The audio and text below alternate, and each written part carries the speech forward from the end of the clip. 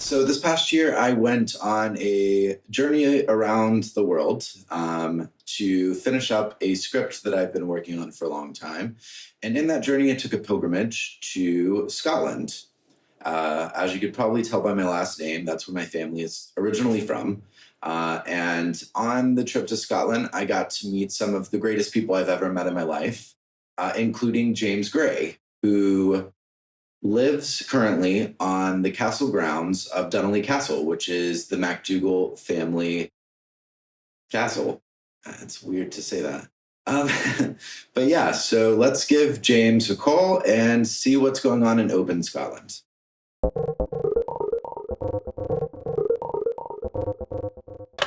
Hi, Colin. How are you? I'm doing great. How are you? Good. Yeah, I'm very well, thank you. It's a bit rainy here, so apologies, but... It's actually a bit raining today as well. I think maybe it's rainy everywhere in the world. It's raining in my heart, Colin. It's raining in my heart. I understand. Sure, well, I'll give you a wee look around anyway. So this is the Atlantic, so a couple of 1,000 miles across that ocean, that's where you are. Yeah, I can almost see it through the fog. So this is the MacDougall family house, yes, of which you're a part. And there's daffodil circles. How cool is that?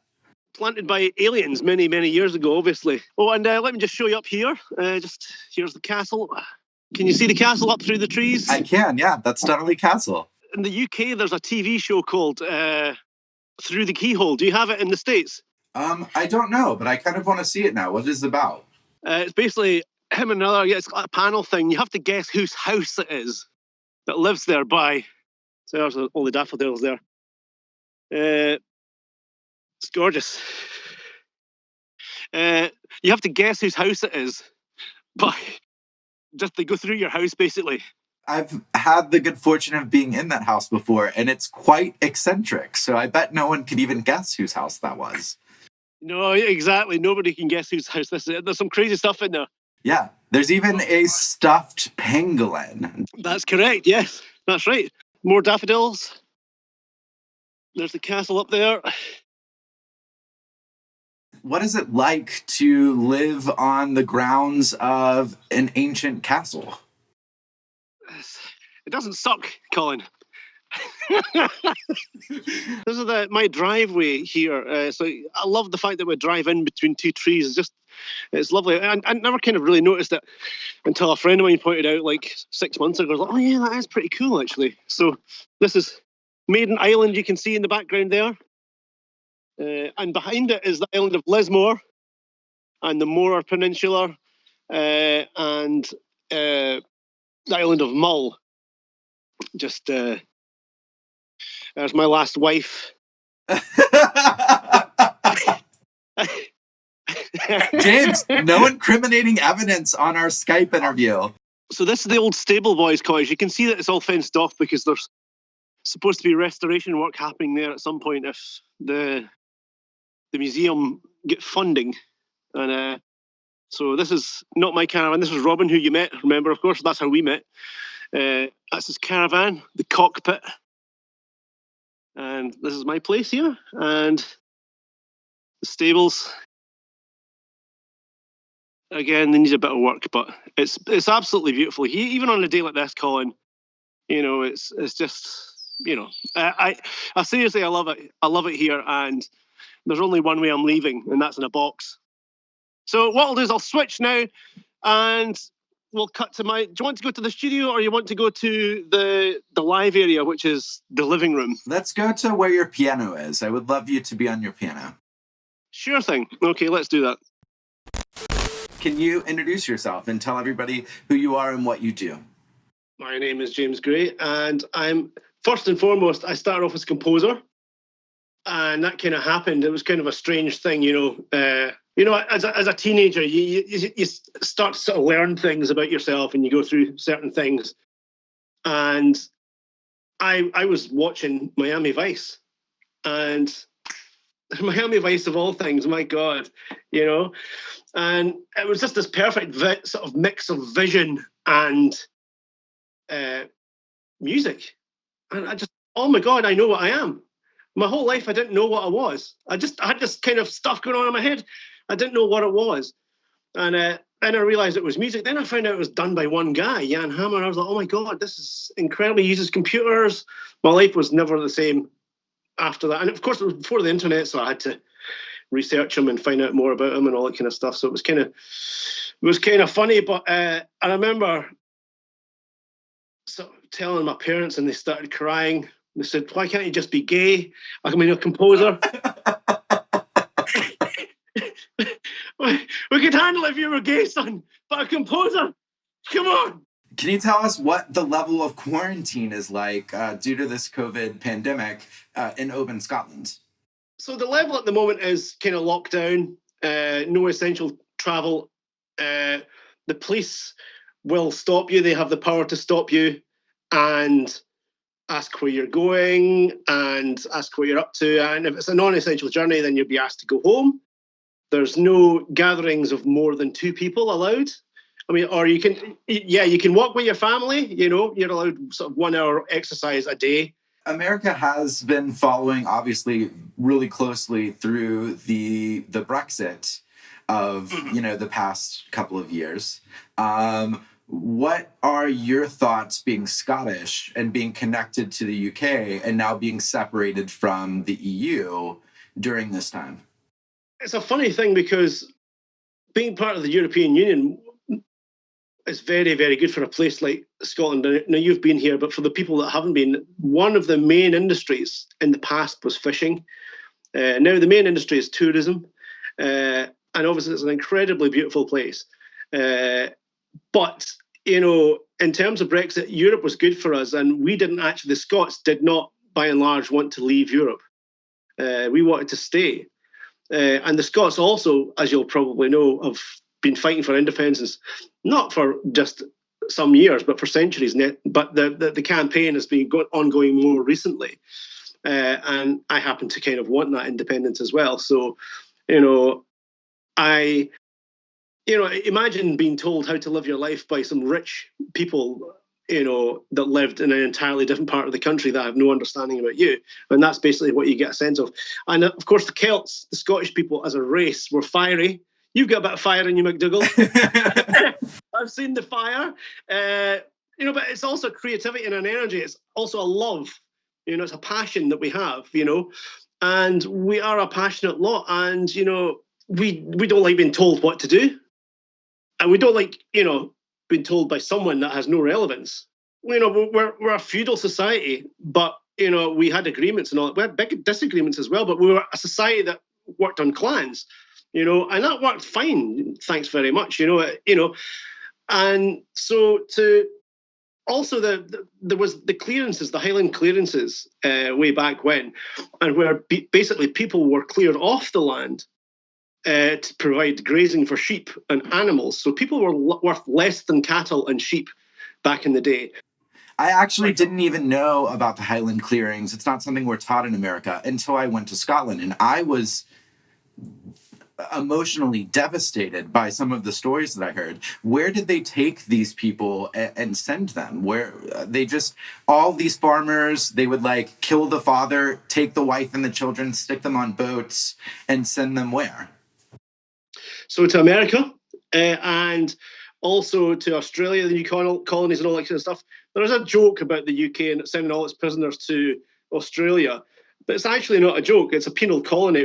People were sent there, as were the people from Scotland here, they were promised land and all this kind of stuff, uprooted from their families, torn apart, and in some cases people killed and all that kind of stuff, and told there would be land over there, only for many people to get there and have nothing, and to have hostiles there. I mean, well, hostiles, just the people of the land, the Native Americans, going, who are you guys? No, I'm sorry, but we don't want you here. This is our land, and absolutely, rightly fought for their world, and sadly lost ultimately. But it's kind of crazy, all in the name of progress, or just for rich people to get richer. And it's still going on today, to be honest. What were your thoughts when COVID-19 first started, when you first heard about it? Maybe it's just a virus, and maybe it's super lethal. And to be honest, I didn't think too much about it, because, and I'm very lucky. I'll tell you why. It sounds a strange thing to say, but both my parents are dead. And so I don't have I've been through that kind of trauma and that kind of, and I have a daughter, but she lives with her mother on the other side of town here. So I don't have anyone particularly to worry about necessarily that's in what was thought in the danger group. So I was kind of okay with it. I'm not a big watcher of the news as well. My sister is a nurse. Now, here's an interesting thing. My sister is a nurse in what is now the COVID ward. It's a dedicated COVID ward. And I said, are there things in the, is the hospital still the same? No, the hospital is completely different. It's in lockdown. They have red zones where only those people like my sister, who is, when she's working, she's the head sister on her shift, as it were, in the COVID ward. And that's where it starts to become very serious. I'm just a guy that makes music at the end of the day. And I like to pretend, and it's very important. It's not important. I like making people laugh. I enjoy making films and all that kind of stuff. But she's making a difference every day, a very real difference.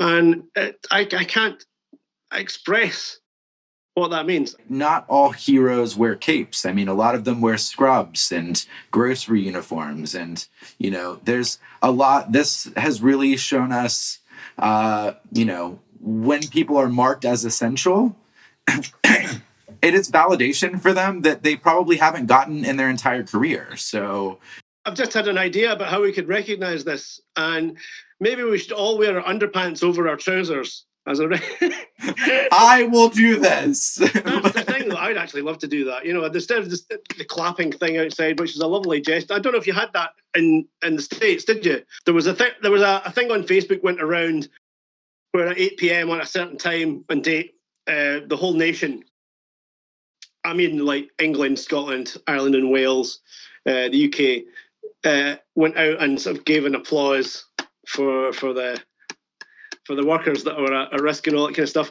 And a friend of mine took some video. It's basically her out her window clapping, but you can see the Oban Bay. I'll find a link and try and share it with you. And there's the ferries in the bay, which there's nothing but birds, people clapping in the distance, bagpipes, and the ferries going boom, boom. I was like that. This is quite emotional. And I thought, this is really interesting. This standing outside on a certain day as a nation to clap for people who are essential, it speaks so much to my heart. Like, I hope that America comes to something like that. We're a huge country with a lot of people, and if we realize that we are doing this together, that's how we're going to get through this. I think out of this, what people need to understand or maybe realize is that we're all the same. We're all the same, red blood, doesn't matter the color of the skin or any of that kind of business. We're all faced with the same thing. And you see the best and worst in people at times like these, and it's really interesting. Sadly, in the UK, I'm not sure whether there was any food shortages or any kind of sort of bulk buying in the supermarkets or the big malls that you have there. But I was, even in my own town, I was saddened to see, people going in and just buying loads and loads of stuff, filling their trolleys, toilet roll, ridiculously. And, I was just like shocked, but, people panic buying and all that kind of stuff. And it's kind of crazy when stuff starts to get real or there's a situation. You see the measure of people. I think humans are the worst thing to ever happen to this planet, and we're a cancer. We really are. There's, if you look at what's happened to the world since we've stopped polluting it, and look at the birds and the migration patterns and all the things that are coming back after just things stopping, what I would hope is that people would basically take a telling and see what was wrong before and be able to change things. If we could learn the lessons of kindness and always being nice to people and always make sure that we always look out for each other or be kind to each other as much as we possibly can. And it's the small things in life. A lot of those make up very kind things. So, going to pick up people's prescriptions or just saying, hey, do you want anything from the shop? That's literally a lifeline to people. And so people need to start doing that, I think, or should be doing that. This lockdown, whilst we're more isolated socially, we're more together than ever now, because we have to, every time we interact with someone, it's meaningful. We can look at each other in the eyes and we say, this is what conversation is. You're important. We can only speak to each other from a such, no, but I want to be with you. I'd love to give you a hug. I miss you. Conversation has become very real all of a sudden. Love is something that is eternal. Kindness is something that is beyond language. You don't have to know how to speak in someone's native tongue in order to show them kindness or love. Being a composer, being a musician, piano player, I get to express that in a way, and without words, because I'm not, I tend not to write lyrics or anything like that kind of stuff, but I try and get emotions across that are always honest or beautiful. While I was there the first time when I met you, you created for me a gorgeous little melody that I took with me and I still listen to quite frequently. It was one of the best gifts I've ever been given. So why don't you take a few minutes, and then do you think you might be able to just see what comes out of you based on this conversation musically? Sure. Okay, great. Okay, we'll take a couple of minutes and get set up at your piano. Perfect. Okay, see you in a minute. James, you are now at your piano. And like I said, you are incredible at, encapsulating emotion. And so I would love for you to just, play something from your heart that could go out to people who are currently social distanced or, in isolation, just anything that you feel that you want to get across to them.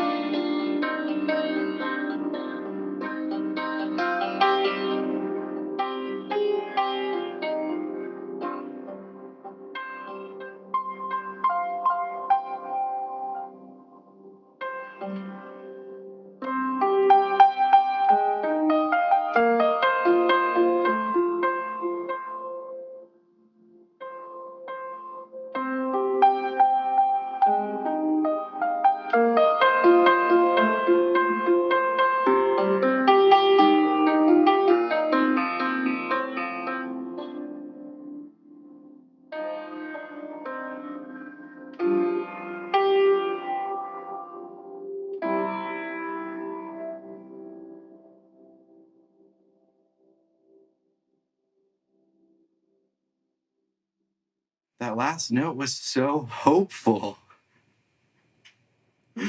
I'm hopeful too. Thank you so much for that. Thank you, Colin. It's been so lovely to talk to you. That's a painting of Denali, so I think of you guys every day. Every time I walk through that archway, I think of you guys. So, stay strong, and hopefully I get back to see you very soon. It's good to be in people's hearts, isn't it? And it's good to be thinking of people and to also let them know that you're thinking of them. It's also a really good thing to do, is to let them know that you care about them. And, everyone's in the same boat for once, for the first time ever, Doesn't matter if you're rich or poor, chances are you're in real peril here. So you better be nice, and try and be nice for other people as well, and keep it. But big love, man. Love you. Hi again, everyone. I decided I wanted to give a call to a very good friend of mine named Haley.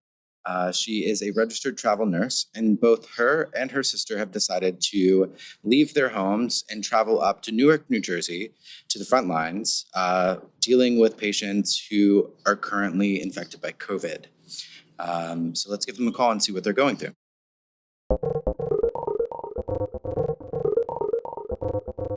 Hi, guys. How are you? Good, how are you? Doing great. Could you introduce yourselves for me? My name is Tasha Moyers, and I'm from Tallahassee, Alabama. I'm Haley Deal, and I am also from Alabama originally, but I currently live in Atlanta, Georgia. This is my sister. She's older than me, but she followed in my footsteps and became a nurse a few years after I did. We're in Newark, New Jersey, kind of where at the root of the crisis. Not really root, but kind of in a hot spot. This is my first travel assignment, so this is my first time ever traveling. I was a local nurse in my hometown. And I did travel nursing for several years, with everything going on, and her taking the job already. I didn't really want her to go alone, and it seemed like the right thing to do. Now, what is the incentive of becoming or doing travel nursing over just being a nurse, which is still a hero position in your hometown? So the way it works for travel nursing, a lot of people don't really understand what that means. And we use the word assignment a lot, and it's not really clear how it all works. So the way it works is there's a lot of hospitals that will have needs and kind of be short-staffed and have needs that need to be filled temporarily till they get some more permanent staff in. So we are those people that fill in those spots, and usually with them, having high needs, usually the pay is a little bit better for these short-term contracts. Because also people are having to travel, across the country and, be away from their family to fill those needs temporarily till that hospital is able to staff more permanent staff. What are your specialties, and how are you using those during the COVID outbreak? Some of the biggest needs that they've had has been in the emergency room and in the ICU, and we just both happen to be emergency room and ICU nurse. How many days have you worked so far up in Newark? What has been your experience so far?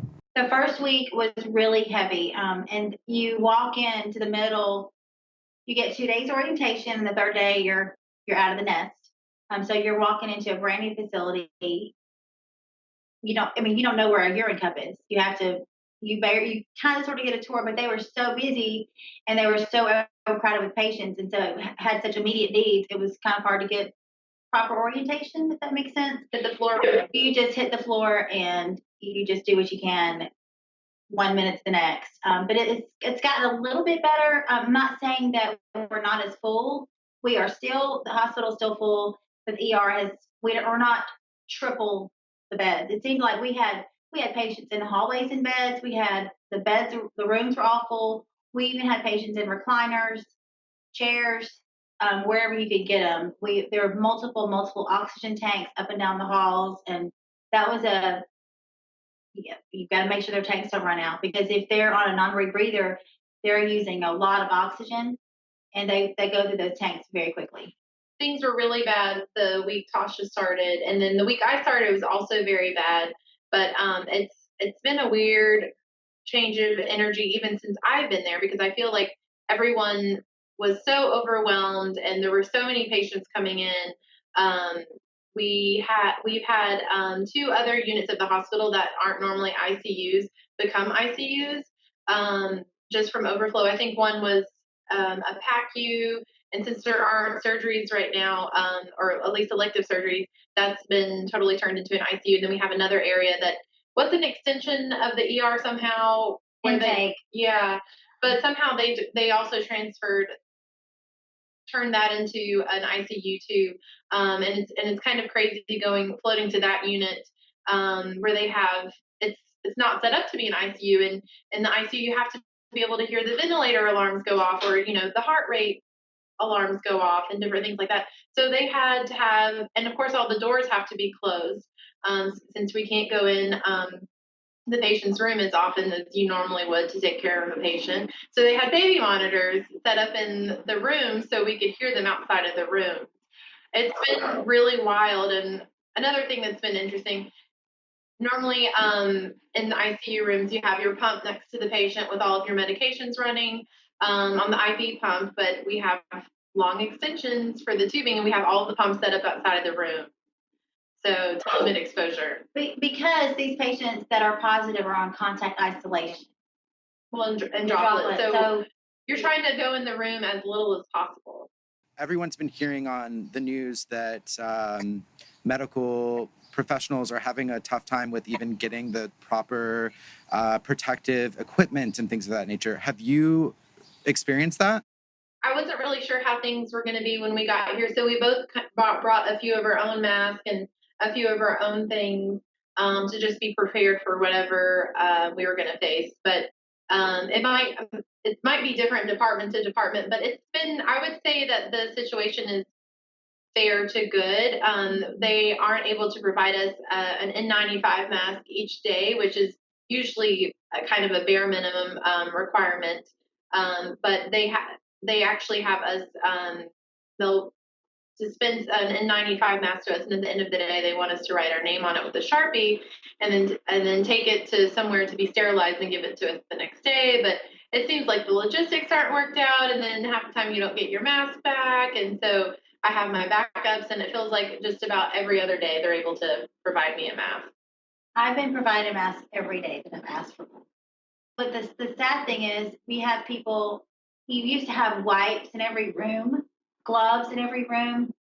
There are a lot of people who are stealing those. So they're not readily accessible. Yeah, we've had to kind of get creative. So we have the hand sanitizer dispenser, so I'll get paper towels and then wipe down all my stuff, because I've seen one bucket of wipes since I've been there. What would you say to people when it comes to things like cleaning supplies? How much do you think that a person should have with them so that way they're not overbuying and taking away from people that need it? It depends on the person. It depends on the family size. And it depends on their lifestyle. Obviously, I think a lot of people are on quarantine, so they're not going to be using it as much, but somebody could have a sick loved one at home. Their cleaning habits could be a lot different. I just say, just use moderation. Soap and water goes a long way. Just use moderation. I don't think that we need to be excessive about anything at this point.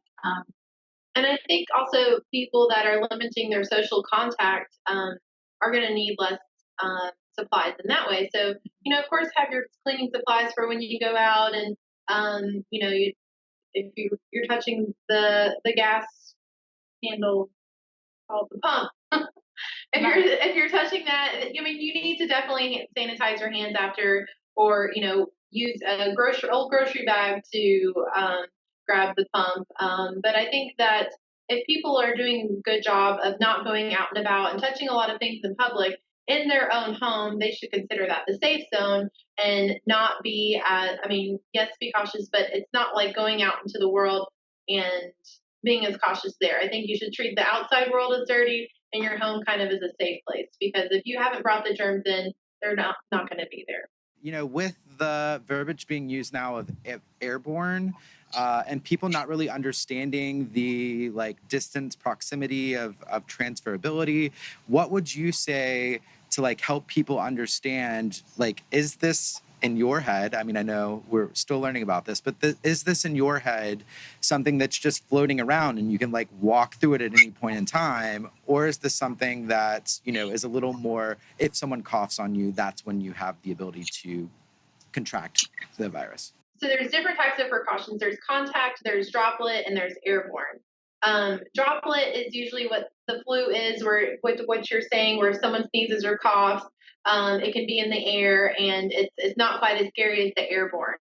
But I think what they figured out with COVID, to my understanding, is that the little molecules are a little bit lighter than they would necessarily be in the flu, so they're hanging out in the air a little bit longer than flu type molecules. But it's not as there are some other diseases such as TB or tuberculosis that floats in the air a lot longer. So I think it's kind of in between, in my opinion, to be droplet and airborne. But as far as how to think of that out in the public, I think if you're keeping at least, I mean, they say 6 feet, but I think that even if we're trying to stay 6 feet apart, if we're actually getting together with somebody, I think it's probably we might cross that zone maybe 1 or 2 times on accident. So I think probably thinking 8 feet is probably going to be a safer way to actually maintain that 6 feet boundary. Tasha, since you work in the ER, there's a lot of people who, especially at the beginning, and I think still now, are trying to figure out when they should go to the ER. The ERs were completely overflooded with people who possibly weren't even infected and then became infected due to going to an emergency room. So what are your thoughts on when a person should go and to see a nurse at an ER? When you really can't breathe, come. I think maybe the biggest piece of advice we can give there is to probably call your primary doctor or a family doctor office and in their opinion say, this is what I have going on, what do you think I should do? And likely if you're saying you're short of breath or something more severe like that, they're likely going to tell you need to go to the ER. But if you're having mild symptoms, they think you can be treated not in an emergency room, they'll direct you to go to an office or whatever it might be. Each state has their own Department of Health, and they have a hotline. You may slow it down for the person that truly is dying, or that needs immediate life-saving intervention, or also you're exposing yourself if you don't have it. Just walking in the door, you're exposing yourself. So if you're just going to see if you have it, you might not have had it when you walked in, but there's not a rapid test. I mean, there is a rapid test, but they use this for very limited cases. So usually if you are swabbed for COVID, it's the next day when the result comes anyway. So you're not going to get an immediate answer most of the time. One of the parks I was going to take my dog walking in, it was closed down and they had a COVID testing center there. So I'm sure the different websites or Department of Health hotlines will probably have that information for states too. What is the testing situation like within your hospital? Whether it's COVID or non-COVID related, everybody gets swabbed just to know where we are, So if they are positive, they try to put the positive patients together. If they're there for something else, appendicitis or whatever, what have you, and they're negative, then they try to separate them. But everybody that comes in that's admitted to our hospital gets tested. What are some good things that you've noticed through this, or things that you're like, oh, it's really cool that this is happening at the hospital? I know it's going to be great to be with my sister, and because she has a family with 4 kids and a husband, and she lives in Alabama. So while we see each other, every month, every couple of months, something like that, I knew I was going to love seeing her. Oh, she's getting teary-eyed. She's going to be teary-eyed. I knew I was going to love getting this time with her and maybe kind of renewing our friendship, part of our sisterhood. But also, while I knew it was going to be rewarding to help these very sick patients, I was thinking it was going to be especially rewarding considering that these people weren't going to have their families be able to visit them because we're not allowing any visitors to the hospitals just to, decrease transmission of the disease. I was expecting that, and that's been wonderful. But one thing I didn't expect also was the camaraderie experience with the nursing staff, where a lot of places aren't as friendly to travelers. I feel like they're so helpful and just so, having open arms and very relieved that we're there because they've kind of been going through hell these last few weeks. A lot of them were sick. And a lot of them were sick themselves. But just the appreciation from them and all of us kind of coming together and there being such great teamwork, which there often is in nursing, but just I don't know. It's been a different It's type been of a different teamwork. feeling, and it just feels very rewarding to also help them and them being so appreciative. And it's something I wasn't really mindful of when I came, and it's been great. My very first day, they huddled up in the ER. They tell you how many patients there in the hospital, how many we have in the ER, if anything's changed, and they give shout out to each other, and it was just amazing. And what are you doing? And you're shot. Oh, sorry.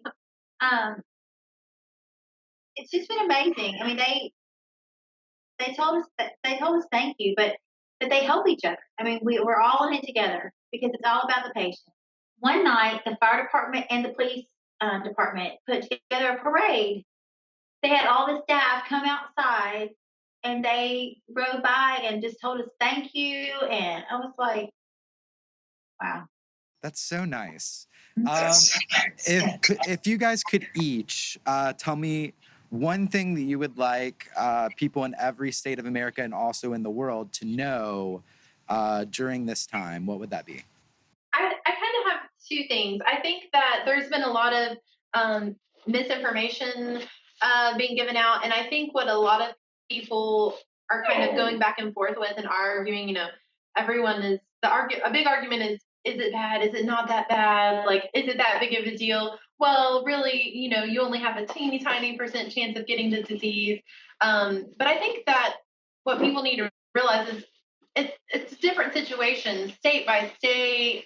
While things might not be that bad in Alabama or Georgia right now, there's the potential for that. So I think that while people are arguing about things being different scenarios, yes, it is because you're in a different place and different states are being affected differently right now. But I think what people need to remember is Alabama and Georgia and different areas that are, Texas and other states that are considering opening back up right now. I think that it's a very risky move because I think that those states and a lot of the states that haven't been as affected as Washington, California, mainly New York and New Jersey, they didn't have the opportunity to be aware of the situation and kind of incorporate the social distancing. So they didn't have that chance. And so for these other states to go ahead and open things back up, I just feel like it's very risky. And I understand that the economy is important and of course it's terrible that we're having these situations that are really impacting especially small family businesses and that sort of thing. But I think at the end of the day, those states need to be mindful that while the situation might not be that bad there, they don't want to turn into New York and New Jersey. Human life is the most important, and how can you even compare the two? And everyone says, oh, well, suicide numbers and all these different things could impact you, but nothing comes close to statistically, I mean, as far as the impact on life as this disease will if everyone just goes back out into the world. And something that's also been really hard, something that has been very interesting. I knew it was going to be, the ICU is a difficult environment to me sometimes because a lot of people, their family members will be going through what the ICU is, which is a lot of times having a tube in your mouth and in your throat and having someone, put something down and suction it and being half awake and groggy and not know what's going on. And it's really, really not an ideal situation. And I never want to go through it. And I personally never want any of my family to go through it, especially if there's not a good chance for survival. So a lot of time it's a sad situation in the ICU where people don't realize that. And I think that a lot of times when those family members come and visit their families in the ICU, they kind of get a glimpse of how things really are. And eventually, make decisions about making their loved ones comfort care, which in my opinion is appropriate a lot of the time if there's not a good outcome. That's likely comfort care. So comfort care is when a person, makes themselves or the family member decides, hopefully the family member that is in the hospital will already have paperwork and discuss their wishes with their family, but that they would like comfort care or to be a DNR if they're in a predicament where they can't make decisions for themselves. And being a DNR, I think most people understand, but it's if you go into cardiac arrest, they're not going to do compressions or do further life-saving measures. But it's been especially hard for, I think, these family members that don't even get to visit the family to see a glimpse of the reality of what their family member is going through. So it feels like it's even harder for them to get to that decision of making their family member come for care or a DNR. So that's been really, really sad. So bottom line is, have your paperwork in order and have a living will. Just quit arguing. Some of you just want to argue and make their point and be right. You don't have to be right. And we all are entitled to have a different opinion. I think the whole world is just arguing and bickering, and I think it's just silly. The time we all need to come together, support, and encourage each other. A lot of people are showing people how to wash their hands, and every video I see is wrong. I happened to work in a hospital for a little while in high school, and so I would love it if you guys could show people how to wash their hands. You walk in, you get your paper towels from the dispenser and have them ready, hanging. Ready to go. So then you turn the water on. So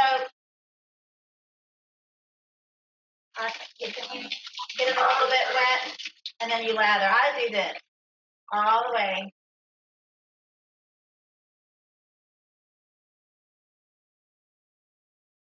In between. On time. Do you sing a Every song? crevice. For most people, you can sing happy birthday a couple times. You can also sing a bunch You of heard really random songs. Like I've heard some top 40 songs that you can sing a couple times. Happy birthday. That's how I wash my hands. So anyways, 2 to 3 minutes, and then you want to rinse down. Because you want the main thing is you want the germs to go down, off. You don't want the germs to come back this way.